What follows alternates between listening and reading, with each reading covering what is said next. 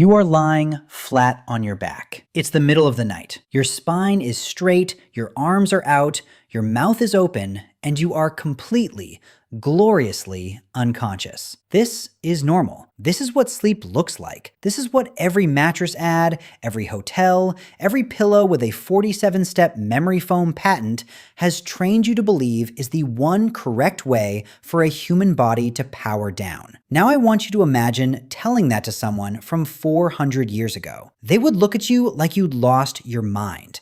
Because for an enormous chunk of human history, lying down flat to sleep, the thing you do every single night without a second thought, was not the default. It wasn't even necessarily the goal. A staggering number of our ancestors slept propped up, half sitting, reclined against bolsters, wedged into short wooden boxes, leaning back at an angle that would absolutely wreck your neck today. And the deeper you dig into this, the stranger it gets. Because the question stops being, how did they sleep, and becomes something much weirder. Why would a human being choose to sleep sitting up? That's the story today. Not a myth, not a fun fact you half remember from somewhere. A genuine, documented, slowly unraveling historical mystery about the single most ordinary thing you will do tonight. And by the end of this, I promise you are going to look at your own bed differently. Let's start with the thing nobody tells you about beds. The flat, horizontal, lie down and sprawl bed that you own, that's new. That's a modern luxury. For most of human history, the bed was not a guaranteed object. It was a pile of straw, a mat on a dirt floor, a shared platform, a bench, a corner. And in a shocking number of those situations, lying fully flat was either uncomfortable, dangerous, or just not how it was done. Here's where it gets interesting. Walk into a museum that's preserved a genuine medieval or early modern European home, and one of the first things that confuses people is the beds. They're short. Disturbingly short. Tourists look at them and go, wow, people back then were tiny. And that explanation gets repeated everywhere. People were just smaller. Case closed. Except, no. People in the medieval period were not that small. Skeletal evidence shows the average height wasn't dramatically different from ours. A medieval adult would not fit into one of those beds lying flat any more than you would. So if the people weren't tiny, why were the beds so short? One answer, argued by historians who study this stuff seriously, is almost absurdly simple. The beds were short because people weren't lying down flat in them. They were sleeping propped up, half sitting, leaning back against a mound of pillows and bolsters, their torso raised, their body folded into a shape that fit a shorter frame just fine. Let that sink in. The bed wasn't built wrong. We've just been reading it wrong for centuries. Now, I want to be honest with you, because this is exactly the kind of fun history fact that gets exaggerated online, and I'm not going to do that to you. There are historians who push back on the short bed theory. Some argue the beds look short because of how the bedding was stacked, or because of measurement quirks, or because mattresses extended further than the visible frame. This is a debate, not a settled law of physics. But here's what's not in dispute, and this is the part that matters. The semi-upright sleeping position was real, widespread, documented, and it lasted for a very long time. In wealthy European households from roughly the 1500s through the 1700s, you find bed after bed designed around a mountain of pillows. The whole architecture of a fancy bed assumed your upper body would be elevated. Inventories list bolsters, those long, firm, cylindrical cushions, as essential equipment, not decoration. You'd have a base bolster running the width of the bed, then pillows stacked on top, building a ramp for your back. People slept on an incline, on purpose, night after night. So the question gets sharper. Not did they do it, but why? And this is where the story splits open into about 5 different explanations. And the genuinely fascinating thing is that they might all be true at once. Explanation number 1, breathing and the very real fear of not waking up. Before modern medicine, before antibiotics, before anyone understood germs, respiratory illness was a constant lurking killer. Congestion, fluid on the lungs, chest infections, these things killed people routinely, and they killed them in the night. And anyone who's ever tried to sleep flat with a bad cold knows the feeling. You lie down and suddenly you can't breathe. You cough. You drown a little. You sit up and instantly it eases. People figured this out without needing a study to tell them. Sleeping elevated kept the airways clearer. It made breathing easier. In an era where a chest infection could quietly turn fatal, sleeping propped up wasn't a quirky preference. It was, in a very literal sense, a survival strategy. You went to sleep in a position that gave your lungs a fighting chance. Explanation number 2. The cold, the smoke, and the floor that was trying to kill you. Go back far enough, and the floor is the enemy. Cold seeped up from packed earth and stone. Damp followed the cold. And up near the ceiling, in any home heated by an open fire or a hearth, there was smoke. Thick, drifting, lung-coating smoke. Because chimneys, the good kind, are a relatively recent invention too. So you've got cold and damp pooling low and smoke gathering high, which means the optimal sleeping zone is this narrow band in between, and a raised, semi-upright position let you find it. Off the freezing floor, below the worst of the smoke, tucked into the one livable layer of the room. No central heating, no double glazing.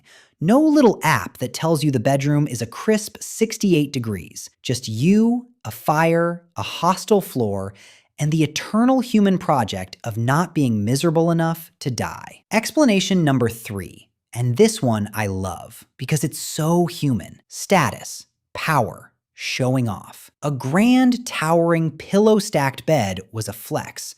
In the courts of Europe, the bed became a stage. The most famous example is the French monarchy, where the king's bed was practically a throne. Important visitors were received while the king reclined, propped up, half sitting in a bed surrounded by railings, with courtiers standing in attendance. There were elaborate rituals, the lever and the coucher, the formal getting up and going to bed ceremonies, where powerful people watched the king transition between vertical and horizontal like it was theater, because it was. In that world, sleeping bolt upright in a magnificent bed signaled that you were not some peasant collapsing face down into straw. You were dignified.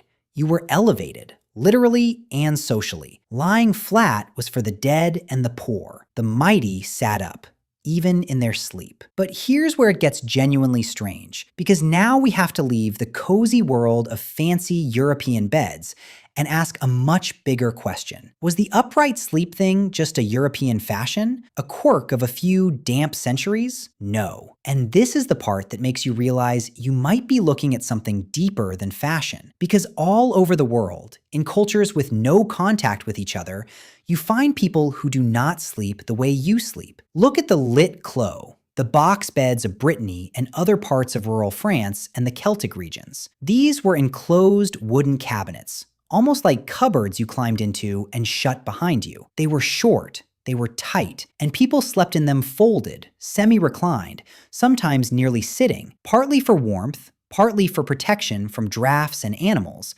partly because that's how the box was built. Whole families used them. Generations grew up, never once sleeping flat on their backs in an open room. Look at cultures across Asia and Africa, where the headrest, not the pillow, was the sleeping tool of choice. In ancient Egypt, people used carved wooden or stone headrests, curved supports that cradled the neck and held the head up off the ground. The Egyptians weren't lying flat with a soft, fluffy pillow. They were keeping the head elevated, the neck supported, the body in a very different shape than a modern sleeper. And you find headrests like this across the African continent and into the Pacific, used for centuries, sometimes specifically to keep an elaborate hairstyle intact, sometimes for airflow and coolness, sometimes for reasons we're still piecing together. The point is this: the flat sprawl is not universal. It is not the obvious, inevitable, only natural way for a human to sleep. It's one option among many,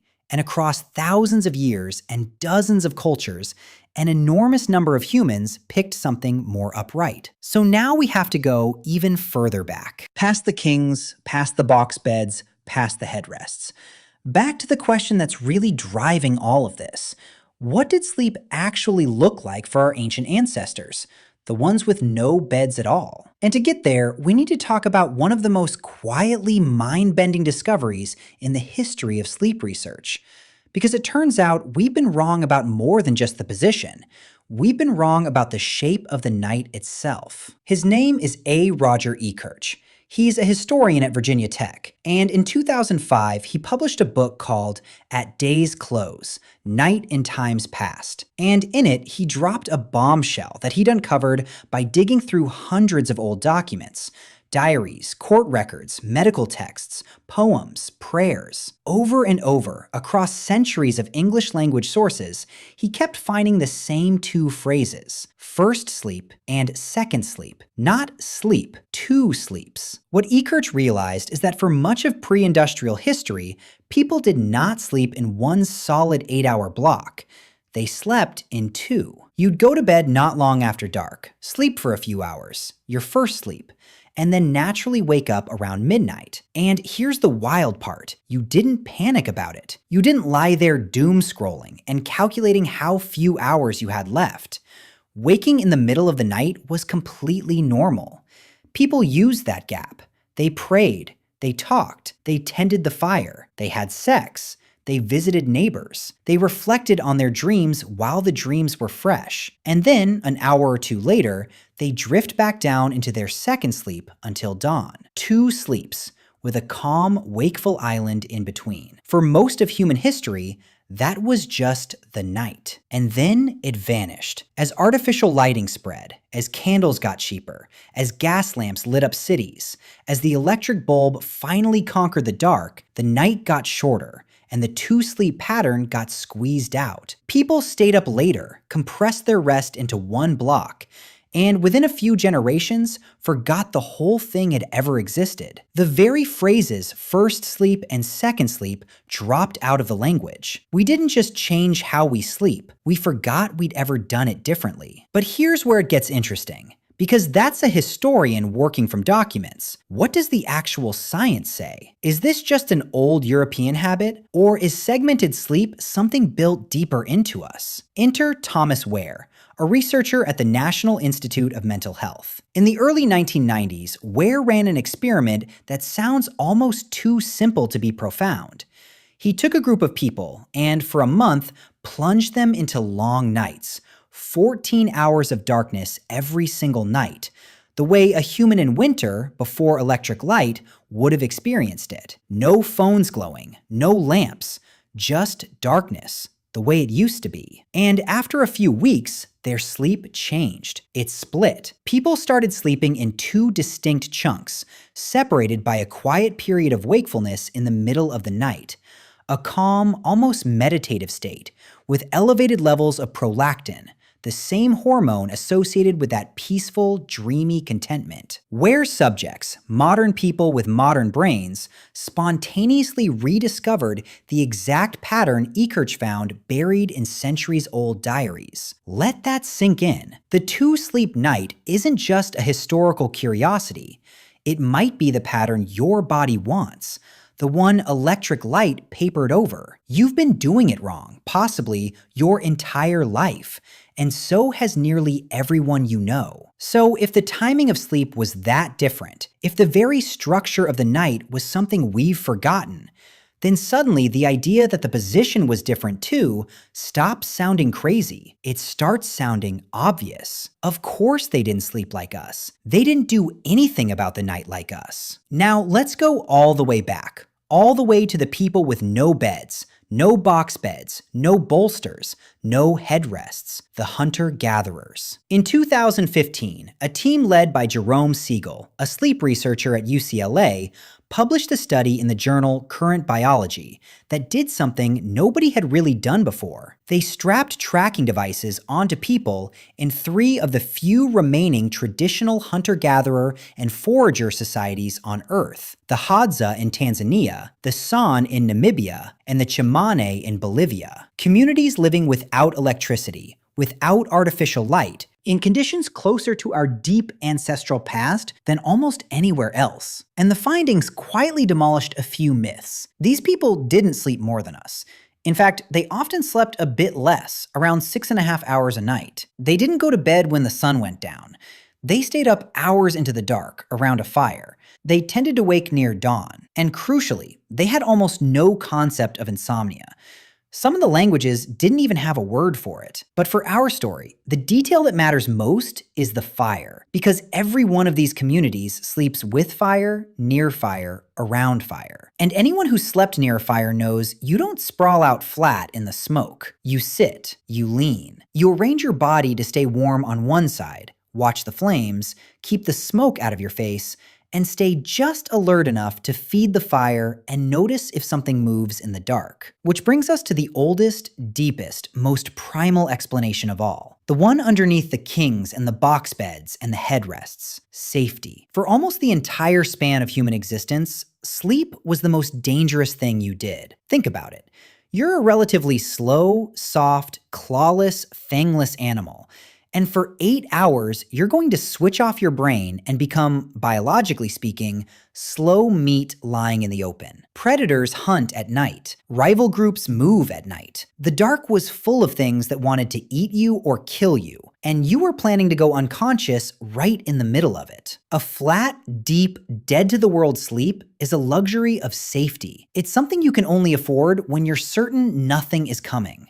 And for most of human history, nobody was certain. So you slept lighter. You slept in groups, in shifts, with someone awake. And you slept in positions you could wake up from fast, propped, leaning, half-sitting, ready. A body that's already partly upright is a body that's a half-second closer to standing, to running, to fighting. Lying flat on your back, limbs splayed, is the position of total surrender. It's the position of an animal that has decided, against all evidence, that the world is safe. There's even research backing the group sleep version of this. A study of the Hadza found that across their sleeping groups, at almost any given moment during the night, somebody was awake. Not on a guard rota, not on purpose, just naturally. Because people of different ages drift in and out of sleep at different times. The older members tended to stir earlier. The younger ones stayed up later. The result is a kind of accidental, around-the-clock sentinel system. There was almost no point in the night when the whole group was unconscious at once. So picture it now. Not a king on his throne bed. Not a French family folded into a wooden cupboard. Go all the way back. A small band of humans, 50,000 years ago, gathered around a fire under an enormous open sky. The flames are low. The cold is pressing in from the dark beyond the firelight. Somewhere out there, something is breathing. And so they sleep the only way that makes sense. Close together, leaning, propped against each other and against the earth. Upright enough to wake in an instant. Never all the way under. Never all the way gone. That is sleep for almost the whole of human history. Light, watchful, communal, sitting up. And the flat, 8-hour, alone in a dark room, dead to the world sleep that you think of as natural, the one the mattress companies sell you as your birthright, that's the strange one. That's the experiment. That's the brand new, historically bizarre thing our species started doing about 5 minutes ago, evolutionarily speaking. Once we built walls thick enough, locks strong enough, and a world tame enough that we could finally, for the first time, afford to fully let go. So tonight, when you climb into your bed, your big, soft, flat, gloriously horizontal bed, in your warm room, behind your locked door, with no fire to tend and no predator in the dark, and no second sleep waiting for you at midnight, I want you to notice it, just for a second. You're about to do something almost none of your ancestors ever could. You're going to lie down completely flat, close your eyes, and trust the dark entirely. It feels like the most natural thing in the world. It might be one of the least natural things we've ever done. And there's a part of this story I haven't told you yet, because the reason we finally lay down, the exact moment our species stopped sleeping upright and started trusting the night, has less to do with comfort than you'd ever guess, and almost everything to do with one invention that changed what darkness even means.